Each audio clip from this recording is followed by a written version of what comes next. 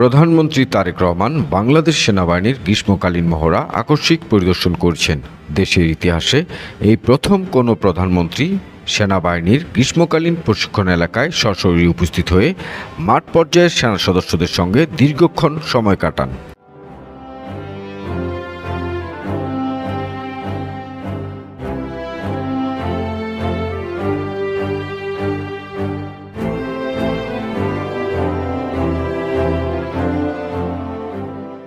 প্রধানমন্ত্রীর উপপ্রেস সচিব জাহিদুল ইসলাম রনি জানান, মঙ্গলবার সকাল ৯টায় মানিকগঞ্জের সিংড়াইয়ের বাংলাদেশ সেনাবাহিনীর ৯ পদাতিক ডিভিশনের অধীনে ৮ বীর এর গ্রীষ্মকালীন প্রশিক্ষণ এলাকায় আকস্মিকভাবে উপস্থিত হন প্রধানমন্ত্রী।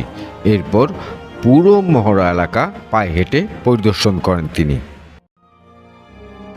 জানান, মহড়া চলাকালে প্রধানমন্ত্রী তারেক রহমান ফার্ম বেজ এর বিভিন্ন অংশ ঘুরে থাকেন এবং দায়িত্বপ্রাপ্ত জেনারেল অফিসার কমান্ডিং ও ইউনিটের কমান্ডিং অফিসারের কাছ থেকে প্রশিক্ষণ কার্যক্রম কৌশলগত প্রস্তুতি সম্পর্কে অবহিত হন।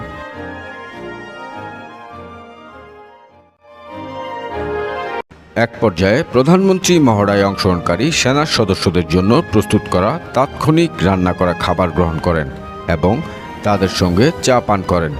মাঠ পর্যায়ে সেনা সদস্যদের সঙ্গে সরকার প্রধান দীর্ঘ সময় কাটানোয় উপস্থিত সেনা সদস্যরা উচ্ছ্বাস প্রকাশ করে।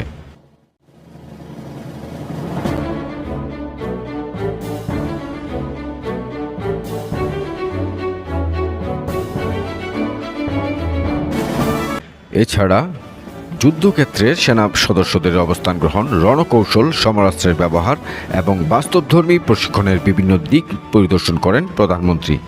সেনা বাংকারে নেমে মহড়ায় অংশগ্রহণকারী অফিসার ও সেনা সদস্যদের সঙ্গে রণকৌশল নিয়ে মত বিনিময় করেন প্রধানমন্ত্রী।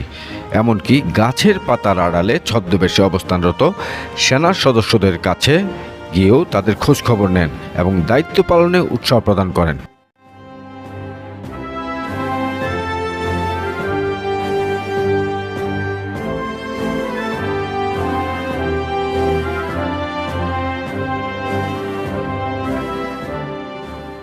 জাহিদুল ইসলাম রনি জানান, পরে সেনা সদস্যদের উদ্দেশ্যে দিক নির্দেশনামূলক বক্তব্য দেন প্রধানমন্ত্রী। তিনি বলেন, দেশের জনগণ বাংলাদেশ সেনাবাহিনীর উপর গভীর আস্থা রাখে। জাতীয় সংকট ও আইন শৃঙ্খলা রক্ষায় সেনাবাহিনীর গৌরবময় ভূমিকার প্রশংসা করে তিনি পেশাদার প্রশিক্ষণ, শৃঙ্খলা ও সর্বোচ্চ প্রস্তুতি বজায় রাখার উপর